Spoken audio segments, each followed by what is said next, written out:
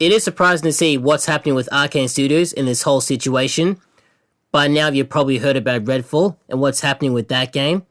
But being a fan of Arkane Studios for nearly 10 years, I didn't see this coming. Now, I had made videos in the past, criticizing Arkane Studios and this and that, but this is a whole new level. Going back to their previous title, so, Deathloop, the Death of the Outsider, Dishonored 2, and even Prey, these games came out in pretty good condition, so there's nothing really wrong with them. In fact, you could probably argue that these games should have sold a lot better financially because they deserve to. But obviously, that's not how things work in business. Anyway, going back to, I can't remember the name of the game.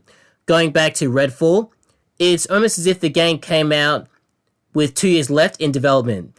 Now, this is an issue because we've never had this problem with Arkane Studios before. Their games are normally, finished and you'd probably even say polished. I don't like to use the word polished because games are never really finished, so, nothing's really ever polished. But anyway, with Redfall, the game is unplayable. There's game-breaking bugs, and there's even situations in the game where there's just nothing there. It's basically an empty sandbox, which, what does that mean for the future of Arkane Studios? Well, if you look at the timeline, I'm not quite sure how long Redfall was in development for.